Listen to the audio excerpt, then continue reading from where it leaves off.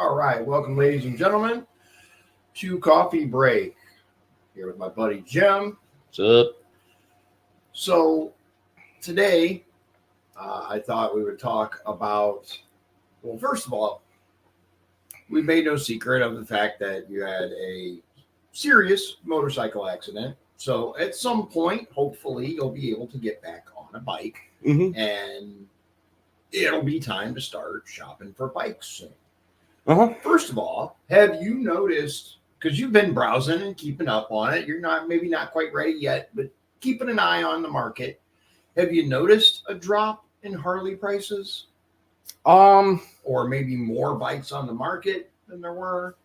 There are a lot of used Harleys out there right now. Okay. And they run the gamut on price point. Yeah.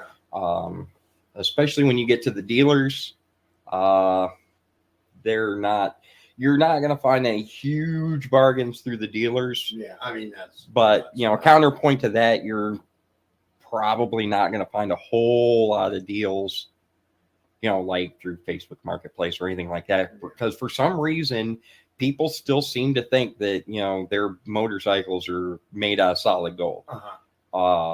Especially, and if they don't, there's no low balls. No low ballers. I know what I got. Yeah, I know what you got too.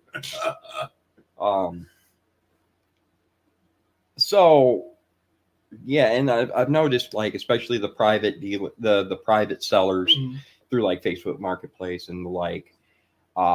If you see something that looks like it's a really good deal, or like that price is really low, there's a reason. If something seems too good to be true, well, I mean, and like, is. I want to say like maybe 4 out of 5 times you find one that's like, man, that's a really low price. No title. Yeah. No title. I'll give you a bill of sale. And there's always a reason why they don't have a title. There's always some like long fucking story why they don't have a title and why it's perfectly fine. It's not stolen. Yeah. Don't worry. Don't care. I don't care if it's stolen or not. You don't have a fucking title. Yeah, it does me no good. Yeah. Right. Like, because now it's my headache. Right, exactly. And it is. It's an absolute headache. It's a nightmare. Yeah, for those of you out there who maybe don't have experience yet dealing with the paperwork nightmare that is the B&B and just vehicles in general, if you don't have a title to a vehicle, it is an absolute nightmare to get it plated, get said title to sell it. Like, it's not worth it. No. It is not worth it. No, like, unless somebody's giving you something for $1. I even kind of like, I do double takes on out-of-state titles. Like, if you're like, yeah, clear Michigan title, clear Wisconsin title. Yeah, there is a reason. If you don't live in Michigan or Wisconsin and you have a Michigan or Wisconsin title, then there's usually a reason why I didn't get titled in this state. Right.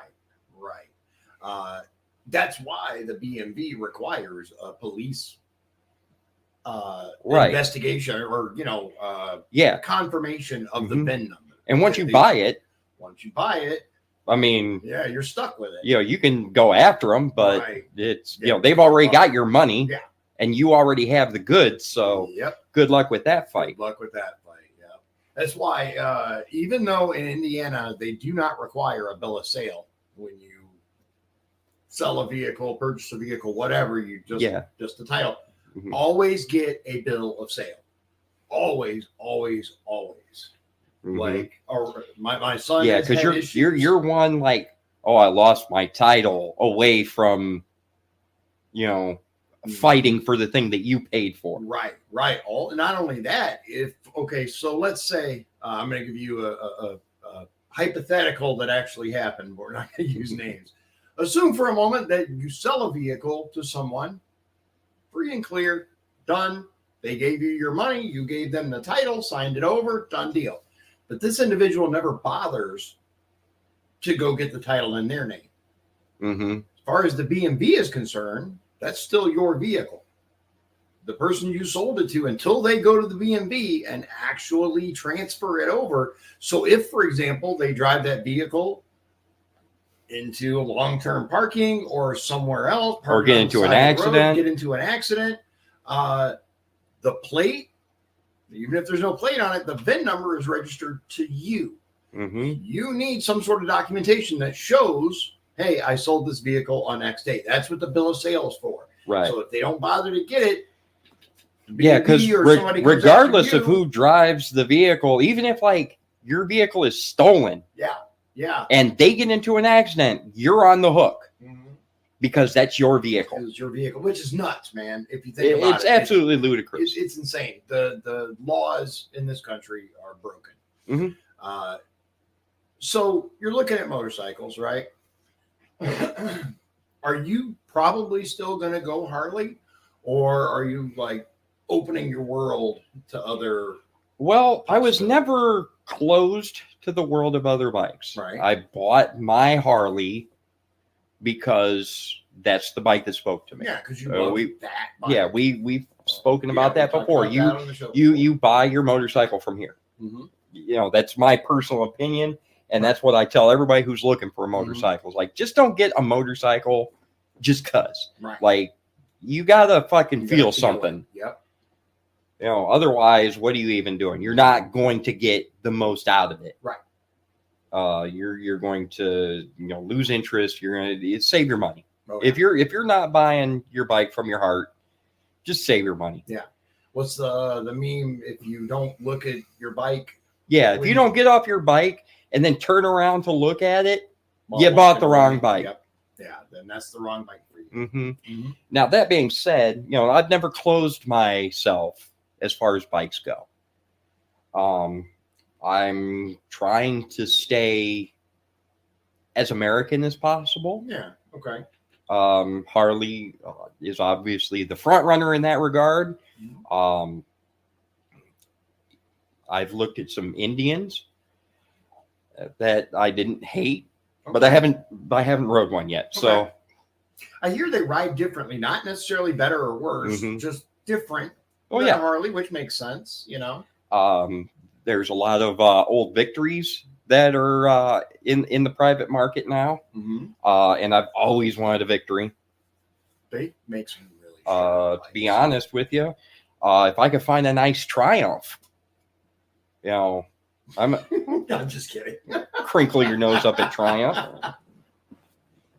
I don't care. Mostly I want a bike that ticks all the boxes. Sure. Regardless of what bike it is. Yeah. And what are those boxes? Obviously, number one, I have to have that feeling. Okay. That je ne sais quoi. Which can you even get that feeling without actually riding it?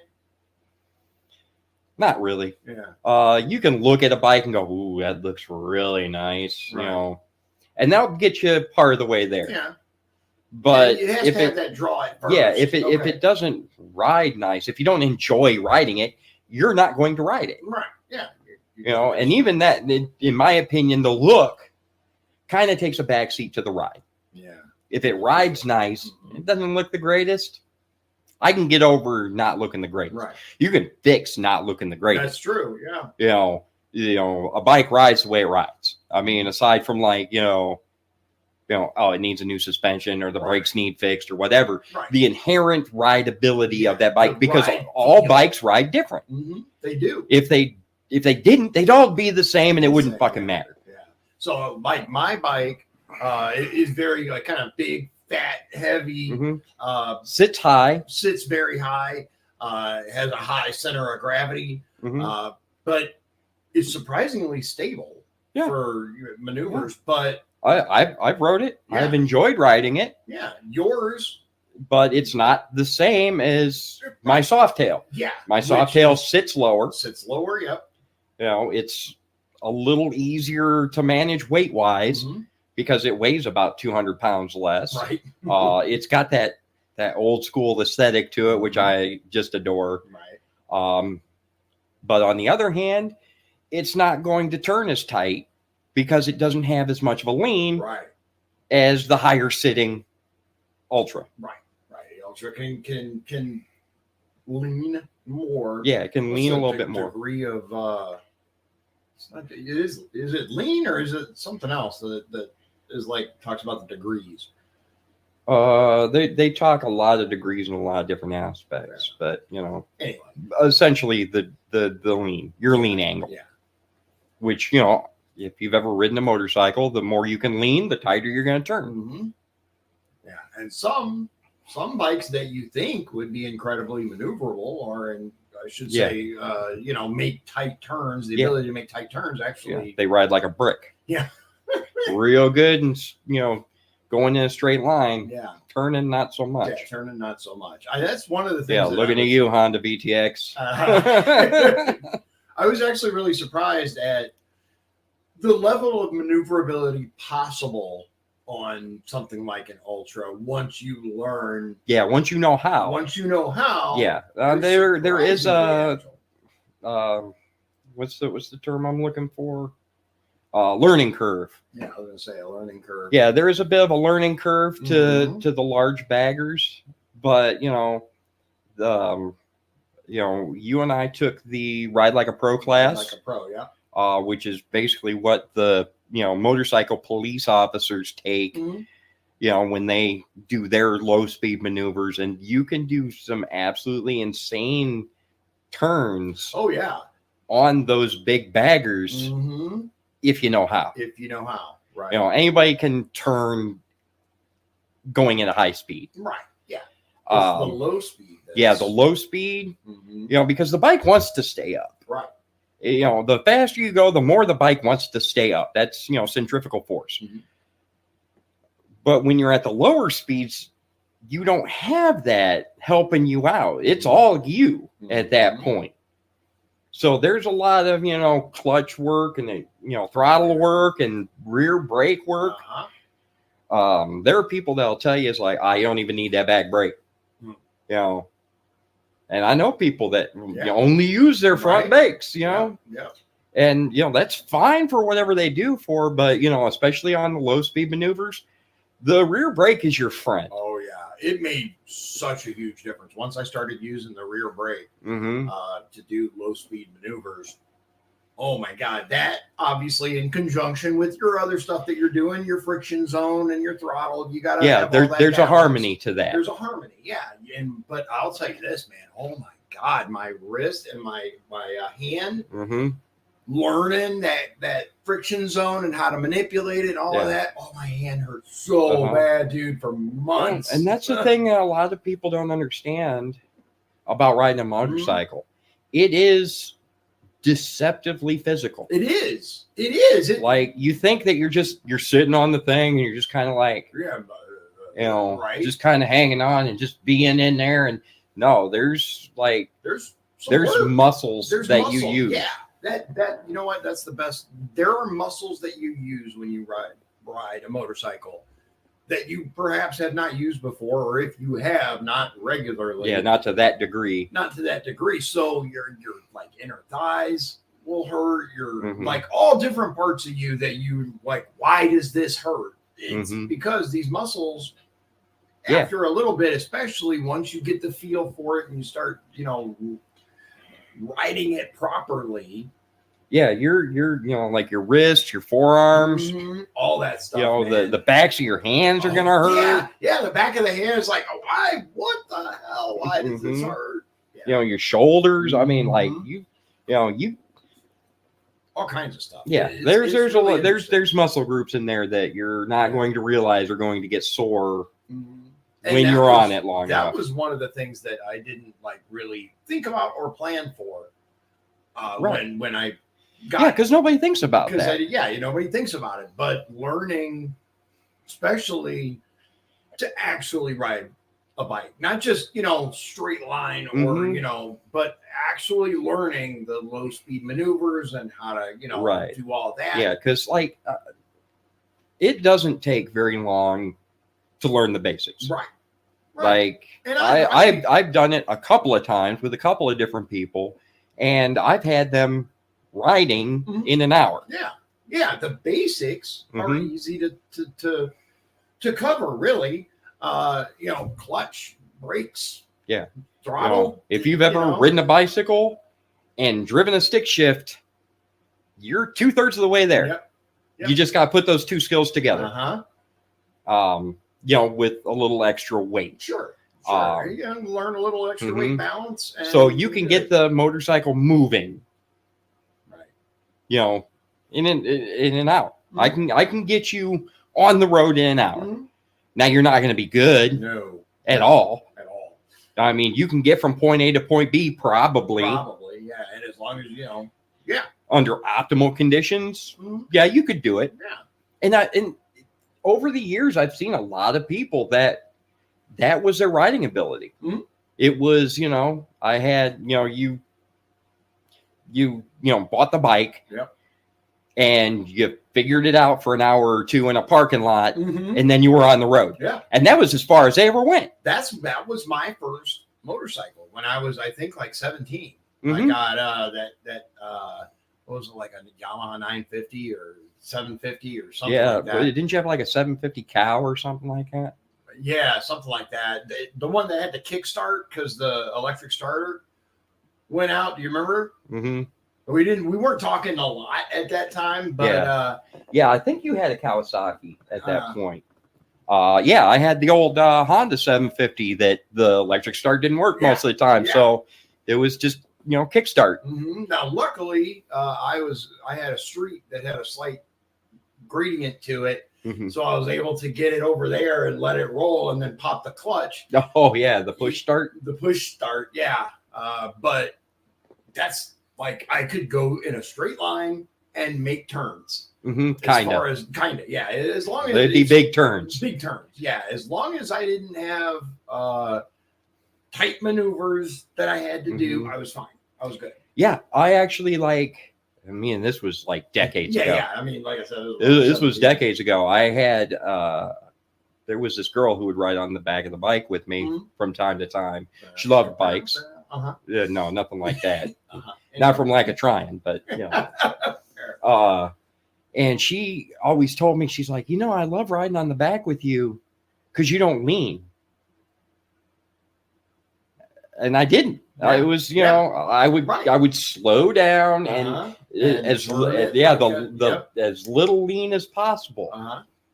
Now, now's different. Exactly. And that was one of the things that I learned is leaning helps. It is so important though, and I can't stress this enough. If you do get a motorcycle, learn it. Take it to a safe area, parking lot, whatever, and really spend time on and don't stop. Yeah. Don't stop learning. Right. That is the worst place to be as a rider, is to be complacent. Yeah. Be like, I know how to ride this thing. There you go. Yep. You know, that's like the people always tell me, I never dropped my bike. You haven't dropped your bike yet. Exactly. You know, there are few, if any, riders who have never put their bike down. Right. They have never, ever let it fucking touch the ground. You know, whether at low speed or high speed or whatever, it's just, it's not if, it's a when. It's a when. Because, you know, things happen. Yep. And you have to be aware that those things happen and be prepared for them. Right. You know? Yeah. That's you like never know. At the anniversary party. There was a guy who came in and on the grass slipped a little bit and the bike went down. Like nobody got hurt. It was very, very minor. But grass is slick. Grass is slick, exactly. And like all the other bikes had made it in just fine, but there are spots that you can't always anticipate. Or like know? when we went to Summerfest. And we it was went to nothing Summerfest. but loose sand.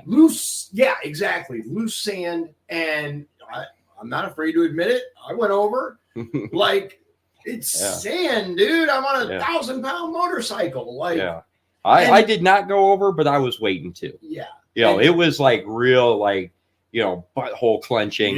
Yeah. And that's probably the only reason my bike didn't go down is because I was holding it up with my butthole. Right. Yeah. You had to just, yeah, probably.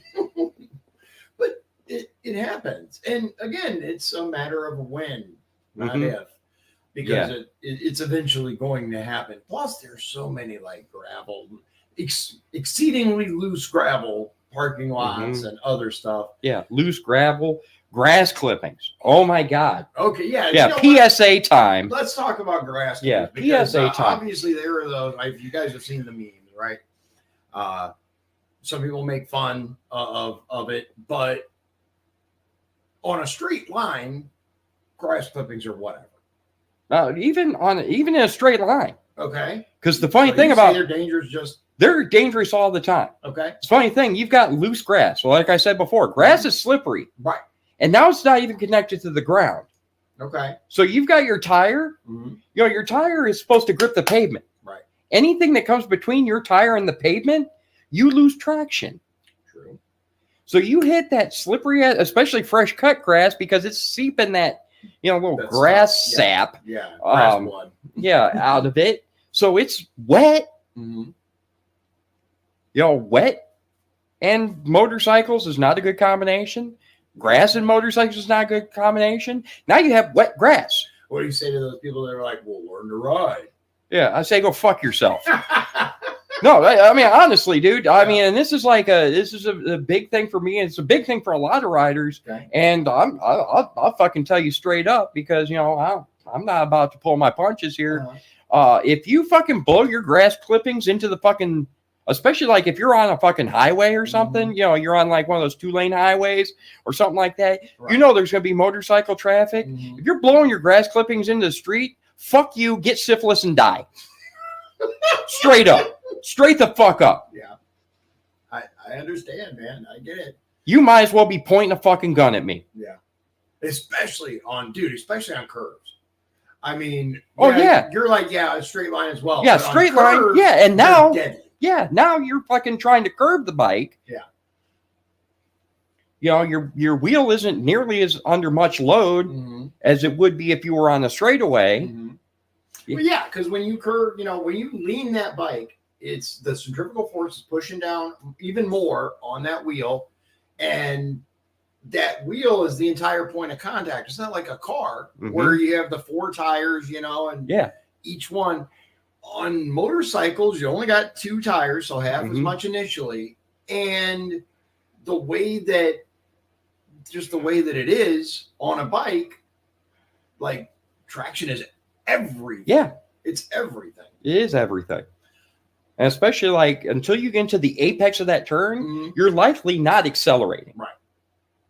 So your wheel isn't what they call under load. Right. Yeah. What is that? Okay. So can you explain what that means? Under load? Yeah. So like your engine is putting power to that wheel. Mm-hmm. That wheel is actively, it's not just coasting. Okay. You've got power to the wheel. It's pushing the wheel into the pavement. Yeah, which actually generates more traction. Right. That's why you accelerate out of. It's like, putting your foot down real hard. Yeah. That your foot is under load. Right. Pushing down on it. Yeah. Okay. As opposed to when you're not accelerating, you don't have as much of that force going to the wheel. Okay. Makes sense. So, and when you're going into a curve, until you hit the apex of it, you're probably not going to be accelerating because you don't want to over or under. Right. Yeah. You turn. Have to judge your curve. Yeah. Once you're into the apex, now you can start accelerating and power out through the rest of it. Right. Right. So, one thing I do want to bring up is So as many of you may or may not know, I was an over-the-road truck driver for about 10 years. I've seen drivers of all skill levels, from absolutely should not be on the road to, damn, I could learn a thing or two from this guy, right? Is it just me, or does it seem like the number of unskilled or purposefully dodgy people on the roads have increased, or is it just a perception thing? Okay, so we're going to do this now. Yeah, we're going to do this. Okay. So here's the thing, drivers nowadays. They suck. They're pieces of shit, and they should all eat shit and die. Fair enough.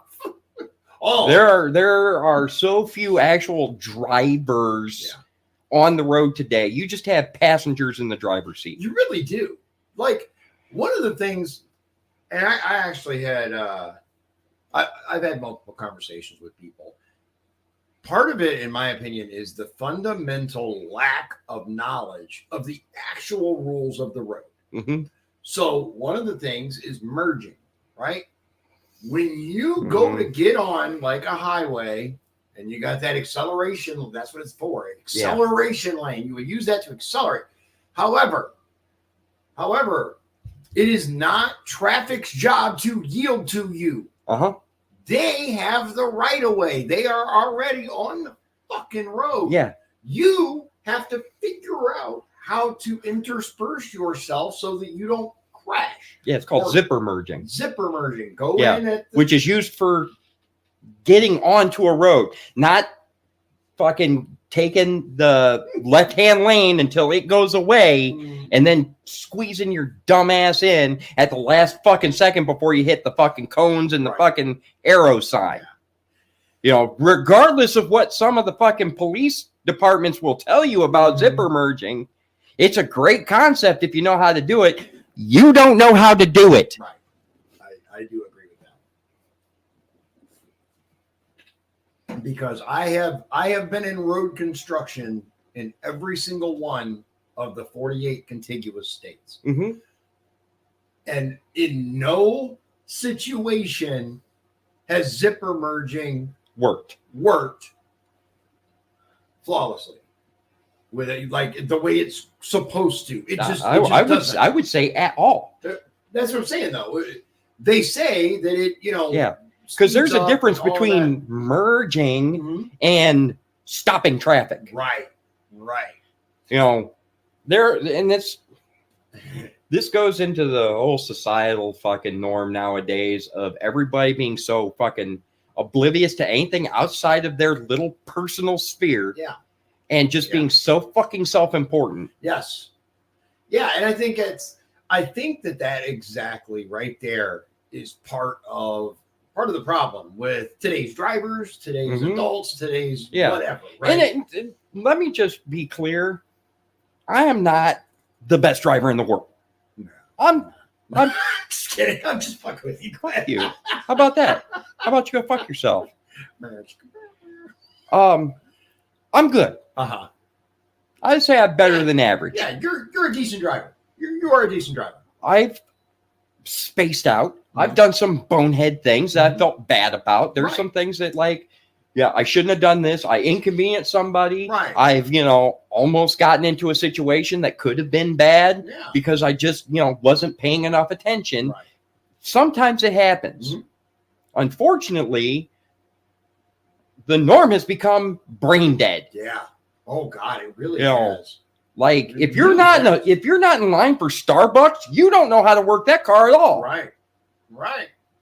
You got your phone in one hand, your fucking Starbucks in another hand, and you're trying to do fucking makeup or fucking, fucking pick your nose or fucking jerk yourself off. Right. Or fucking live stream while you're driving. Or some stupid shit. Fucking TikToking and whatever, and you're doing fucking 70 mile an hour. Right.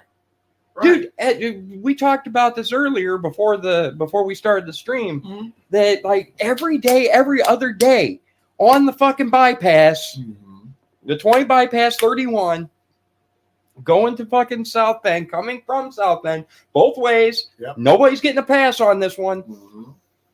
Every day, every 2 days, there is a wreck. Yeah. Not like a little fender bender. Not a minor cars are fucked up. Yeah. There's probably an ambulance coming. Yep. What is going on? Then I gave this a lot of thought today. Okay. Because of that, because there was another wreck that fucking held me up. Wasn't even in the direction I was going. And I had to reroute on my way back because they were still backed up for miles and miles and miles because two cars decided they wanted to be in the same spot at the same time. And I'm thinking about this. And I'm like, this is interesting that these are probably the same fucking people. They're like, oh, it wasn't my fault or this or that, the other, making excuses all day long. These are the people who are like, oh, guns kill people. We need to get rid of guns. You're in at least 2 tons of fucking metal. They are deadly. People die all the time in car accidents. Yeah, people do not, especially like. But you somehow have a right to fucking be in control of this fucking death machine with no regard for anyone else's safety. Yeah. They'll move. They'll get out of the way. They shouldn't have been there. Why are you in the road? Why are you fucking crossing the crosswalk? Why are you... Fuck you. Okay? You don't need a driver's license. You don't need a fucking car. We're not talking about banning cars, are we? Right. You know, we're not trying to fucking make sure all of our cars are fucking safely parked in fucking garages so that they don't run out while we're not looking and kill people. Get fucking real. Yeah, and it's not just confined to quote non-professional drivers. The quality of truck drivers has just plummeted to the toilet, man. Now there are still, let me be very, very clear, there are still some high quality Johnny Big Riggers out there. Don't get me wrong, but I have seen so many shitty truck drivers. I could get so fucking, I could get so bent right now. Right, I know. Dude, this would be like the feature film, okay? Just a feature film about why. And I got why you hate truck drivers. Yeah. And it's not just because, you know, of all the time that I spent driving a forklift and working docks and loading trucks. I've, you know, had some really good drivers come through. I'm sure you have. You know, had some that, you know, would have big attitudes because the whole fucking thing with dock workers and drivers, I'm pretty sure it's been going on since the beginning of time. Absolutely. Since the invention of the wheel. Yeah. You got Billy Big Rigger who, you know, hates unions because they're always on coffee break. I mean, you know, anyway, or, you know, these guys don't know how to load my trailer. And my trailer, I know how to do it. No, move that over there. I've dealt with them all. Yep. And, you know, in my time, I don't do that nowadays. Right. I'm not. Moved on to bigger and better things. Yeah, well, different things anyway. But when I was what? No, I don't. No, I don't. I'm kidding. Don't come looking for fucking enriched uranium from me. Weapons grade plutonium. I don't have it. I can't get it. Leave me alone. You're gonna get shot for nothing. Right. God, I hope that doesn't become a thumbnail. Right. That's just what I need is like the blurb to be, you're going to get shot for nothing. Yep. That's going to be, I'm going to make a meme. Oh my God. Anyway. Anywho, when I was doing that kind of work, I had a pretty good knack of, you know, putting drivers at ease. Yeah. You know, they would come in, fuck you, and at the end of the day, we're, you know, fucking shaking hands and fucking. There was a female driver. Never mind. He's secure enough in his masculinity that he can make jokes like that. What about female drivers? Huh? Oh, you said female? Yeah, I said female drivers. Yeah, her sister was in the sleeper. Right, gotcha. Yeah, she was one of the biggest ones that, like, you know, at the end of the day, I think we were, like, making plans to go out drinking. But, you know, I forgot where I was going with this now. Thank you for You're that. Welcome. That's my job, by the way. To inflict my ADD on everyone else. But I've seen a lot of different truck drivers is the point I'm trying to make. Good ones, bad ones. Ones that can't speak English. Yeah. The only phrase they know is, I have to be in Chicago by 3. Yeah, we talked about this before. I have to be in Chicago by 3. Yeah. With varying accents. Don't get me wrong. It's not, you know. It's usually some sort of fucking Eastern European. Okay. There you go. You know, coming from Bosnia or Botslavia or, you know, Latvia or whatever. Yeah, Latvia. Yeah. You know, I'm pretty sure their king is Dr. Doom. You know, there's one for the nerds. Right. Reference. But at any rate, yeah, these drivers nowadays, and that's the thing, is like, now you can just go through a 3-week course and Yeah, they put you right and then in you're on the truck. road. Yeah, most companies, especially when I was driving as a trainer, you went to the truck driving course and then you went and got put with an actual trainer that would take, because you literally only learn enough to pass the test. Right. When you go to truck driving school. That's it. And and I went to truck driving school. I didn't finish it. That's not the direction I wanted to go. Yeah. But, that was the first thing they told us in class was, you're not going to learn how to drive a truck here. Right. You're going to learn how to pass the test here. Test. Exactly. When you get to your job, that's when they're going to teach you how to drive. How to actually drive a truck. Yes. There's a lot of people that didn't understand that. Well, but it didn't matter if they understood it or not. Yeah. That's how it was. That's how it was. Nowadays, it's a different animal now. The industry has changed so much. They're consistently pushing out the owner operators. The companies are losing people left and right. The quality of people.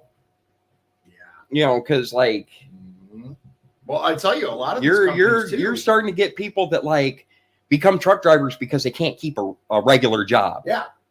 Yeah, absolutely. And they have no idea what they're getting into. No. They don't understand that, it's a lifestyle. It's a lifestyle. It is absolutely a lifestyle. And, it's not just a job. 9.5 times out of 10, you'll back me up on this. 9.5 times out of 10, you think you're going to go through fucking truck driving school, get with a company, and you're going to be home every night?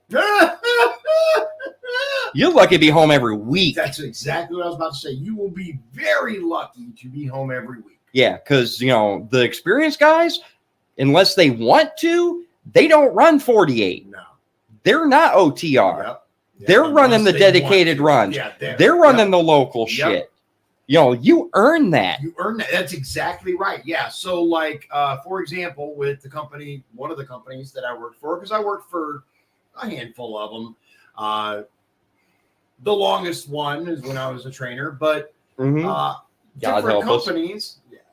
companies have different rules about home time. Like the one company that I worked for, once a month, they would try to get you home. Yeah, maybe.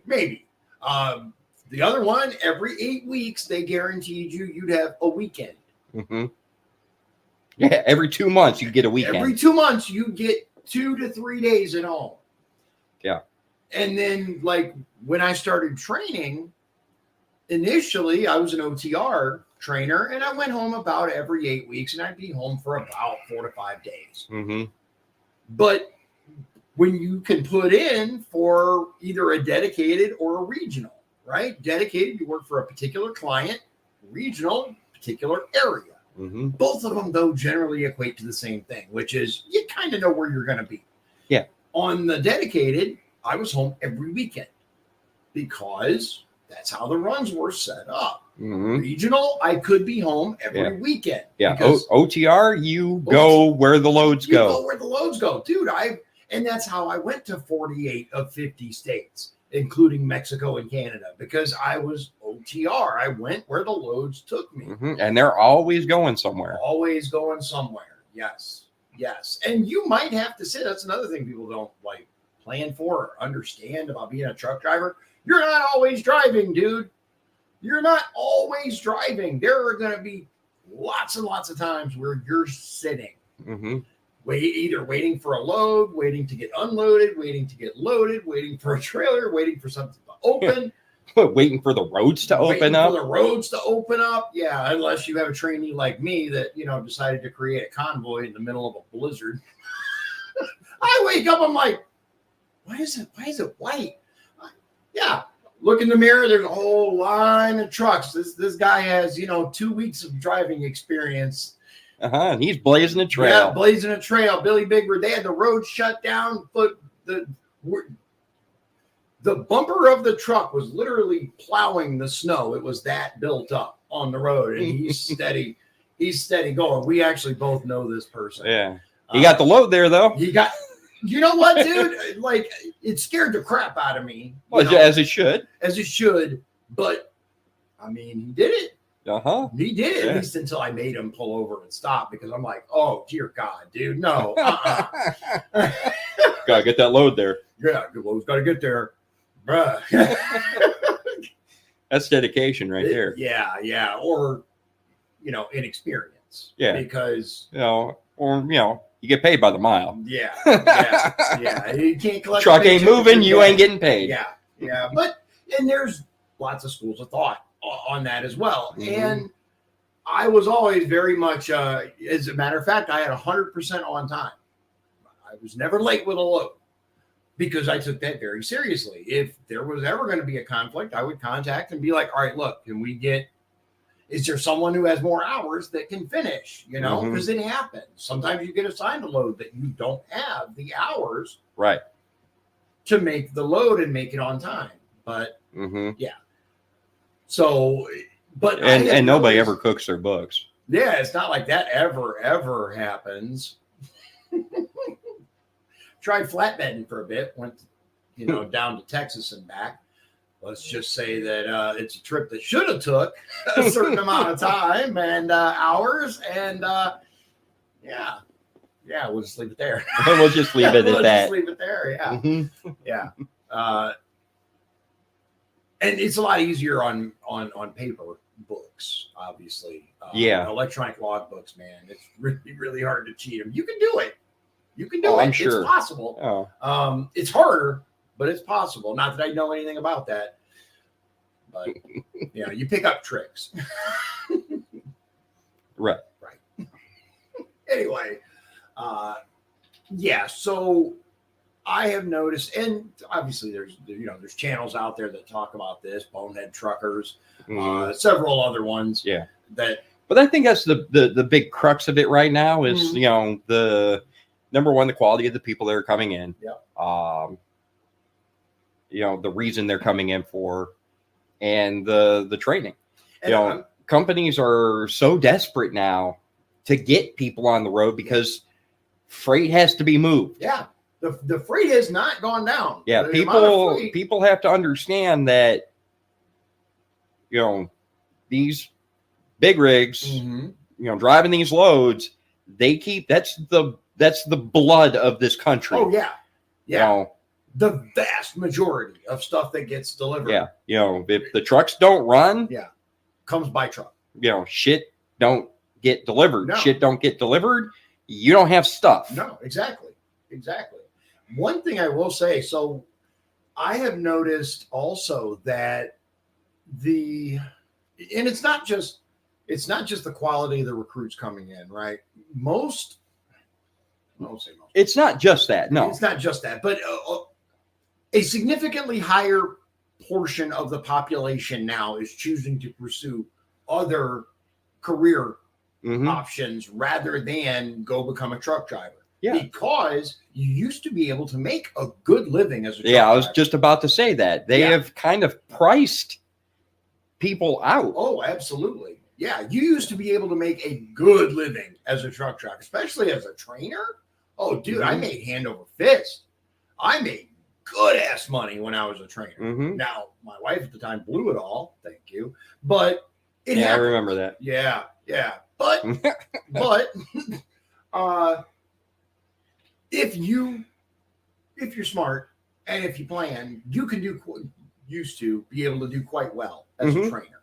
Yeah, you're going to even you're a going to make driver. sacrifices for it. Yeah, absolutely. And part of that was home time. Uh-huh. If you wanted to make the dollars, you had to stay rolling. Yeah. And Now you're making the sacrifices and you're not even making the money. right.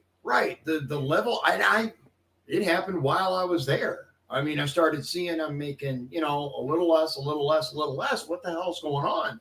Oh, well, freight prices are going up and, Mhm. fuel prices are now up. And especially now, I don't like, we go to the pump and we see, okay, yeah, it's like, $3.50 now instead of $4.50. Okay, great. Sometimes even dipping below the $3 mark. Mhm. Diesel doesn't move Mhm. hardly at all. If you guys, I don't know if you guys pay attention to diesel prices. A lot of us don't because we don't either drive diesel or have a history, like Right. that. But you got no reason to look. You got no reason to look, exactly. But if you pay attention to diesel prices, they're still astronomical. Yeah, they're still up there. They're still which is amazing to me. Say it. Because diesel's a byproduct. Mm-hmm. Like they used to make gasoline and dump diesel on the ground. Yeah. It was garbage. You know, obviously there's some more stuff that goes into it now, but even still, at the end of the day, you can't make gasoline and not have the makings for diesel left over. And don't even get me started on the DEF scam. Oh yeah, that is the deer piss. Yeah, dude. Anyway, you know what? I'm not even gonna get into it. But that's a factor too. But it's a factor that adds into the overhead. Yep. And because you can't run without that. Can't run without it now. And they've lowered. Yeah, they've lowered the amount of hours you can drive. You know, is it still 11 hours of drive time now? I think it's 10 now. Now it's 10? I think it's 10 now, yeah. Yeah, because I remember, I think it was like 11. I haven't kept up on all of the... 11 hours of driving and 14 hours of service. Yeah, well, it was like, you could do like 8 hours of driving and then 8 hours of combined off-duty and sleeper, right? So you could do it to where, like, for example, you pull up at a receiver, right? While they're unloading, you can take a nap in your bunk, right? Or you can also just sit there and watch TV or whatever. That was all counted as off time / rest. Yeah. Then they did it to where you had to have actual 8 hours of sleeper berth time versus just off time. And it had to be like, because you used to be able to do like 4 hours sleeper, 4 hours sleeper, right? Then it was uninterrupted.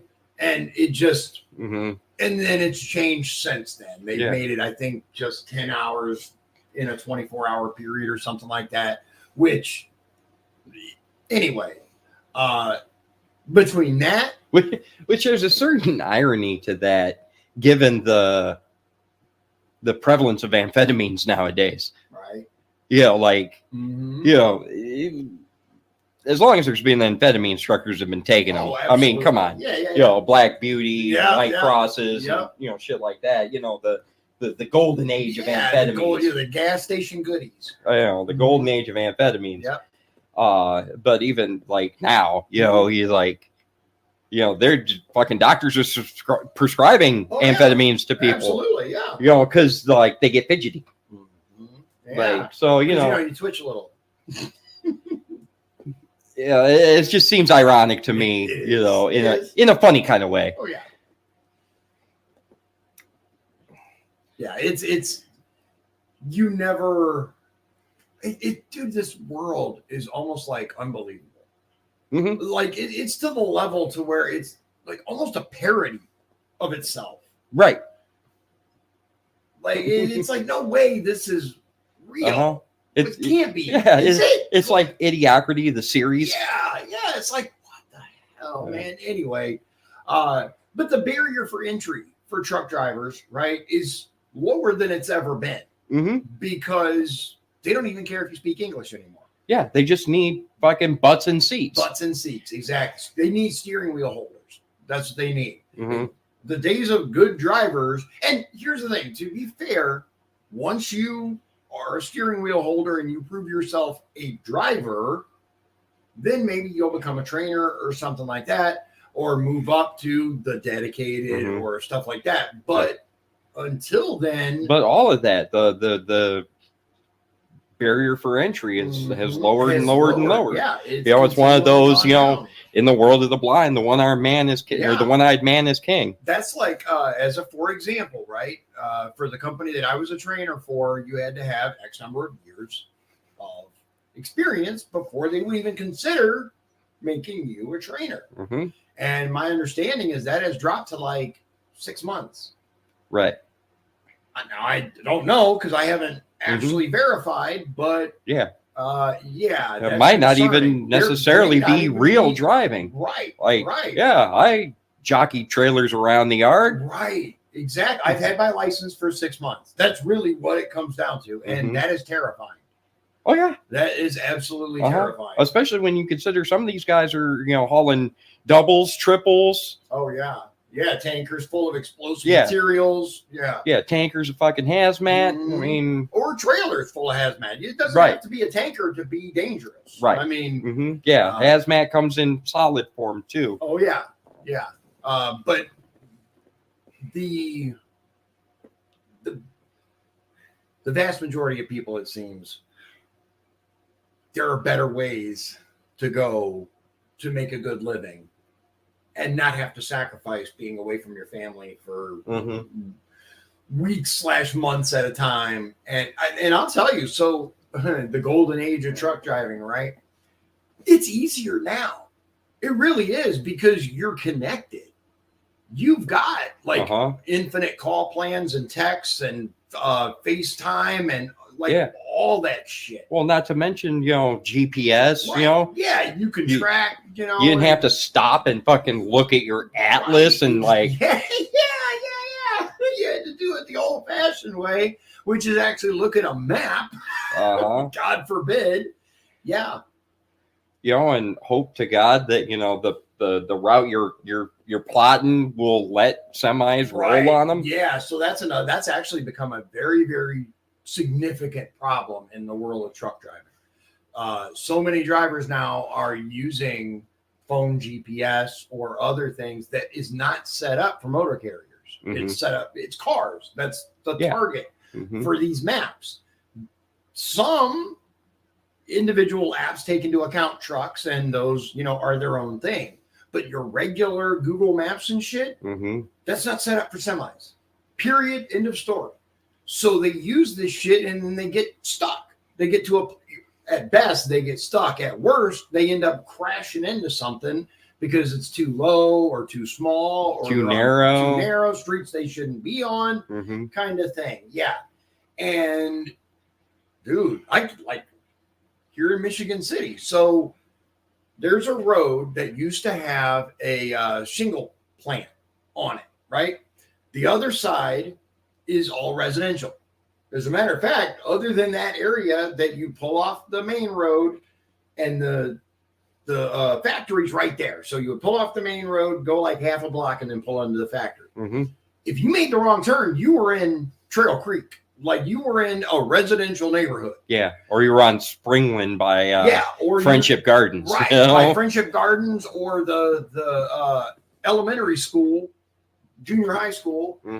Where the hell are you going to go now? Right. So, yeah, there were, and if you follow regular GPS, it happens a lot. The 11-foot-2 or 11-foot-8 bridge. I don't know if you've seen the videos from that, but there's a bridge that's 11-foot-8, and it's literally a security camera that does nothing but capture all the dumbass trucks who slam into it. You're not getting your trailer under that. No, dude. No, that's U-Haul trucks get peeled. The can over. Yep. Yeah. Yeah, unless you take your wheels off. Yeah, it's not happening. And the thing is, they have gone to such lengths. The whoever that bridge belongs to, right? I think it's a railroad, but they painted it bright yellow. They put big ass flashing lights and signs, and doesn't matter. Doesn't matter. People are idiots. They smash right into it. Yeah, right into it while the light's flashing. Yeah, and I was talking earlier about 2 tons of rolling death. Now exponentially increase that. Yeah, max load without permits, 80,000 pounds. So 40 tons. Yeah, you're not stopping that. You're not stopping that. No. If you're going at a decent clip, you're not. Those things do not stop on a dime. 80,000 pounds is a lot. It takes a lot to forcibly stop them. Oh, yeah. Yeah. We saw, so speaking of that, it was fairly early in my career. We were going to Chicago, and we were driving along, and there was a big scene up ahead, right? Crash. It was a series of brand new Peterbilts that were being, I guess, delivered from the factory, right? Still had the stickers on them and everything, that were following each other. And the first one got into an accident, and all the rest were too close and piled up. Boom, boom, boom, boom, boom. There were like between 3 and 5 vehicle. I don't remember exactly how many because I'm just like, holy crap. There was enough. Those aren't cheap. No. Oh, no. They were like the 379s. They were expensive. And, dude, even base model, Yeah, brand new Peterbilts. Yeah, you think your Denali's expensive? Right. Yeah. As a matter of fact, let's just look up. Let's see. 2025 Peterbilt. Let's go for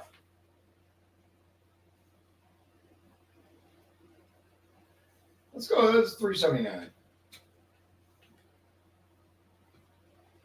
Yeah, that's fine. So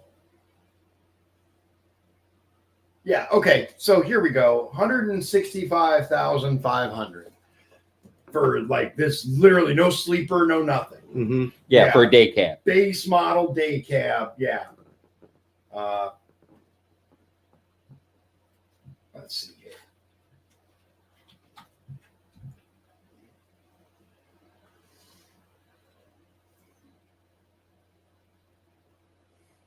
So a used. Yeah. Okay. So here, the 579 costs $182,000. We're looking at a lot of money. You're probably, by the time you add all those trucks and the options and what they were paying to get them delivered and all of this stuff. Yeah. $500,000 easy, if not well into more. So, and my trainer found it hilarious. He could not stop belly laughing over it. And I'm like, dude, what is so funny? Like, that's horrible, right? He's like, everybody's fine. Nobody's, if somebody was hurt, I may not be quite so jovial, but obviously everybody's fine. The damage is enough to mess up the truck, but not enough to hurt anybody. And I find it glorious because anybody dumb enough to allow that to happen deserves for it to happen. And I was like, I'm not sure I agree with you, but he's like, okay. Yeah, I don't care if you agree or not. I don't care if you agree fucking or not. Hilarious. Yeah, this is your first lesson. Yeah. You'll notice that like truck drivers will have a slightly similar sense of humor to military personnel. It's a very dark. Dark, sometimes grim, but just that. Yeah.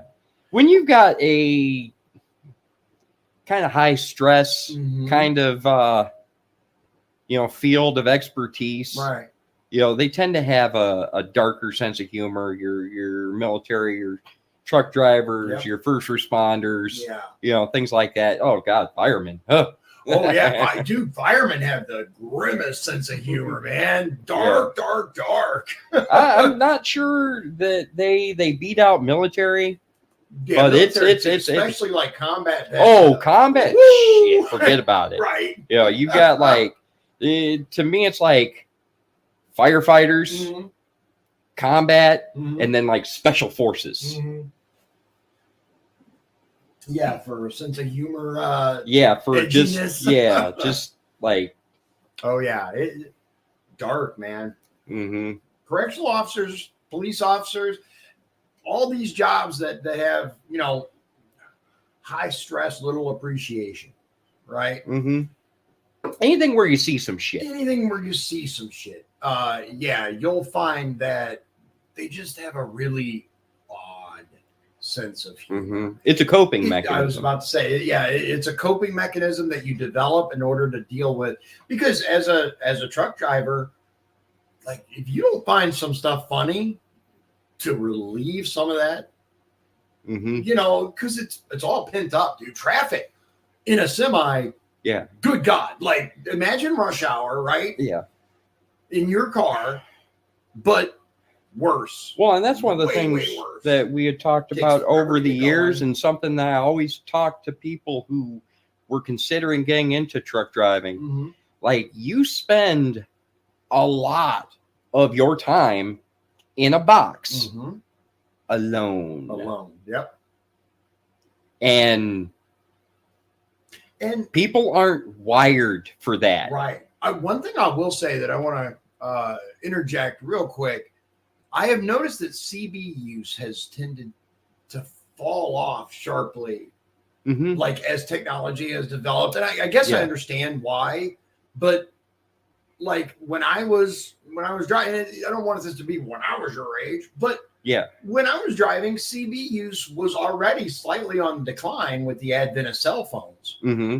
But it was still like you would still hear the CB, right? You still hear people, and hey, you got your ears on, blah blah blah blah blah, all the little trucker lingo stuff. But it seems to, like, I got a CB the other day and tried it out, right?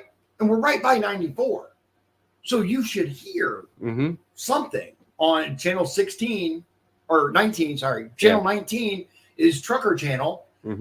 You tune into that, you expect to hear something. I waited for like an hour and didn't hear anything. It's like, wow. Yeah, I think CB has kind of become outdated. It has, yeah. Which is when you can just use your cell phone. Use, join a group text, like all that stuff. Yeah, any of that stuff. Yeah. They make FaceTime. Those radio apps for your phone. Yeah, you can. I mean, so it works just like a CB, but it's peer to peer. Right. Yep. So nobody can just tune in and listen to your conversation. Yeah, speaking of conversation, so did you hear that the founder of Telegram got arrested? I had heard that, yes. Yeah, in like France or something. And interestingly enough, it was right after they tried to make him censor stuff or provide a backdoor access or something. Right. And he's like, no. Now, I don't know anything about the case. I didn't even look at it. I heard some stuff. I went, huh. And that was about it. Yeah. I barely used Telegram. And I get a lot of I find myself on channels. Right. Just I'll wake up one day and I'm on a channel, usually for crypto exchanges or something like There's that. There's a lot of people inviting you to channels to try to scam you. Yeah, it's not even like an invite. I'm just in it. Yeah. It's just all of a sudden I'm in it and I've got 348 messages, all of people joining. Nobody's talking, nobody's doing nothing. I'm just like, get me out of this. Yeah, that is one of the downsides. I think it's I think you can add people to a channel just willy-nilly. Yeah. And then they can, if you have their number or can guess their number, right. All you need is a number. All you need is a number. And you can, which is a downside because I would like the ability to go, no. I don't want to be in that channel or whatever. Yeah. And like I said, I barely used it. So leave it, but I don't know all of the ins and outs of that particular application. So I don't know. Maybe there's a way to turn it off. I don't know. Yeah, I think there probably is. I played with it some in the settings and stuff. Honestly, I'm not even sure why I still have it, but we use it. I mean, I use a different peer-to-peer app. Okay. Nowadays, there's several now. Yeah, there's plenty of them. Yeah, there are plenty of them out there, but if you guys wanna hook up with us, you can join our Telegram. Think about doing a Discord channel for. I've only ever used Discord once. Okay. I no longer have it on my phone. I did it because one of the conventions I went to, an anime convention I went to, had a Discord channel. Oh, and yes, he is an anime fan. So, but from way back. Yeah, from way back, not recent. But he does not have an anime character as his profile picture. Just so you know. Anymore. He was that weeb. I was never a weeb. Okay. I was never a fucking. Did you have weeb. A waifu? Many. Many. He had many waifus. Yeah, many. I mean, how can you pick just one? Right. Do you have the body pillow? No, I have not. Didn't have the body pillow. No body pillows. You know what? I gotta show you this real quick. Oh dear God. You guys are gonna get a kick out of this. This is how far it's come. All right, we're gonna need the audio. Oh, we're gonna need the thing. Yeah, you're gonna need the thing. Okay, I've got. But Here's the thing. I'll get it up here real quick. Let me make sure. Is this going to be better than the hologram waifu? Have you ever seen that? I don't think so. Oh man, maybe we'll look at that too. All right, hold on. Let me go to. Yeah, they've got like a hologram waifu that plugs into your shit, and they'll actually like call you at work and stuff, and say that I have not seen it misses you, and no, I have not. Ask you how your day is. I have not seen this. Hold on. Let's go to this first because let me find it. It's for when Alexa isn't weird enough. Right. Yeah.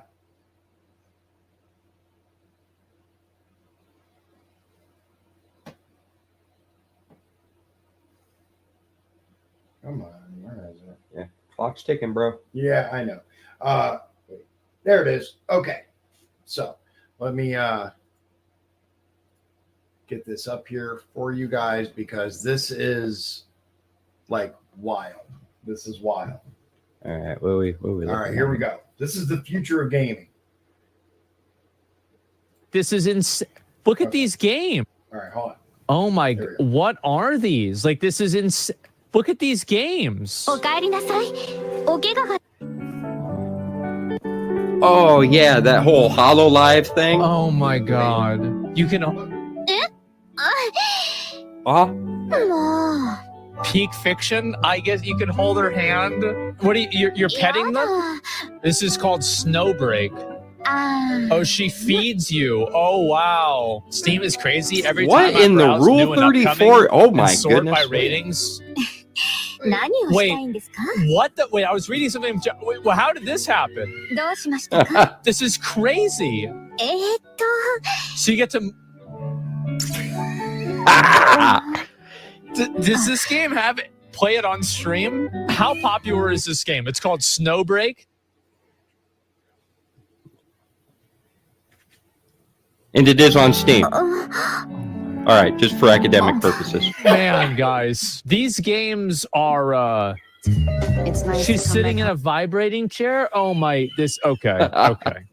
All right. This is it's the future of gaming. At least this has. Yeah, this does have an audience. I'll tell you that. Yep. Yep. This is how society dies. Yeah. Yeah. Oh yeah, dude. And obviously, it's a short leap from that to VR. Uh-huh. So. Oh, you think for a second that's not VR compatible? Oh yeah. That's Come what on, I'm saying. man. Like it's a short. Not even a leap. It's a step. Mm-hmm. Anyway, you just add a little own a hole to that, and you're done. It's if you know, you know. Oh, okay. Own a hole. Own a hole, yeah. All right. Anyway, I mean, look it up. I could. Oh God. All right. I mean, don't look at the pictures, but Yeah. just, Okay. Own a hole meaning. So, own like OWNA. No, ONA. ONA. Okay. ONA. Yeah. HOLE. HOLE. All one word. Okay. All right. Let's see what this is. On a hole. Oh, is it on a hole or own a hole? Toy demon. No, we're not. No. Oh no, we're not doing that. Okay, so we got. Hold on. Okay, so we got best Japanese on a hole and sex doll. Yeah, that's get past the sponsored stuff. Okay. What the hell? Okay. Okay. You know what? All right. Yeah, that makes sense. Yeah. Okay. What do we see here? Okay, yeah. Pocket pussies, sex toys for men that are designed to bring you the biggest amount of pleasure possible. I mean, yeah. Mm-hmm. I mean, it certainly would fit. Oh, the dude, game. that's like, yeah. Dude, those things have like themes and backstories and like, for purely academic purposes. Well, you learn this. Here's the thing, man. So like, when I found out that anime was actually popular now, I like subscribed to every fucking anime thing on Facebook I fucking came across. Oh God. And I don't remember what the one what the name of it was. But I subscribed to it, and it's like, yeah, there was like funny little fucking anime memes and stuff like that. Yeah. And they have sweepstakes or what do they call that? Fucking sweepstakes. Okay. Okay. You can fucking enter the contest, and you can win a fucking mystery package. So it's one of the few. You got a gift box from Onahole. Let me tell my fucking story, okay? So it was one of the few times in my life I actually won. Oh, okay. So like I get an email saying, yeah, you won, go ahead and give us your address. We'll send you this. And I'm like, okay, whatever. I'm thinking cool, I get some little bullshit figurines, maybe a fucking value edition DVD of some anime. Yeah. So I get this package. I'm like, okay, cool. Open it up. I open it up. There's a hentai DVD in there. Well, right up your alley. There's some Arrow manga. I'm like, okay. I don't know what that is. It's fucking dirty manga. Oh, okay. And there was like some fucking bullshit figurines. Okay, called it. All right. Okay, yeah. And an Onahole. Okay. So and it's in this box, and on the front of the box is like this anime bride, and it's called Bride on Her Wedding Night. And you flip it over, and there's like a whole fucking little story, like 4 or 5 paragraphs of story about this character. Oh my. Yeah. Okay. All right. Well. And there's like the dude. So you won it, and no, I legitimately won it. I'm just kidding. I legitimately won. Here's the thing. Just so everybody knows, if he ordered it, he'd tell you, yeah, I ordered this. And oh, yeah. If I ordered it, there ain't no shame in my game. No shame in his game. That's right. And I've used it. Yeah. I mean, it was pretty fucking awesome. It was free. Why not? Yeah. I'm like, I got it. Yeah, Here it is. Got it. Why not? On all the fucking years, dude, that I've been on this earth, I've never used one of those. Like the devices, right? Yeah, like the fleshlight or that kind of stuff. Now toys like with women, right? Like that's a whole other thing. That's a whole other thing, right? But like for myself, I never tried it. You know what? I always felt like as men we got gypped in that department. Oh, we did. Oh, fuck yeah, we did. Until I found out about these things, and I'm like. I went to the website that I won this thing from. I'm like, what? I mean, like, how? Let's go down the rabbit hole. Yeah. Oh, there was like hundreds of them. Various sizes and firmnesses and character types. And, and we won't even. Well, they got full-on dolls now, dude. Like robots now. Yeah. Robots. The real girl or whatever. Whatever it is. Yeah. Yeah. They're like full-on.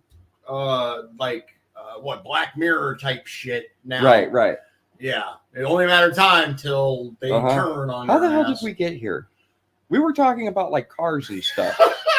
I don't know, but we're out of time. We're out of time. Let's just do that. All right, where we're going here. Before we end up even deeper into well, at least we saved this to the end. Right. So hopefully it'll go under the radar. Right. All right, ladies and gentlemen. Hey, look, I appreciate you joining us. We'll see you next week. Remember, 8 a.m. Wednesday mornings for as long as we can. Right. Yeah. Without further ado, God bless you. God bless Indiana. And God bless the United States of America. Amen. Hope you have a great day. See you. If you'd like to support the show, please visit our Patreon at patreon.com/Dion's Daily Dose. This has been Dion's Daily Dose, hosted by Dion Bergeron. Executive producers, Sean Holgram and Michael Beebe.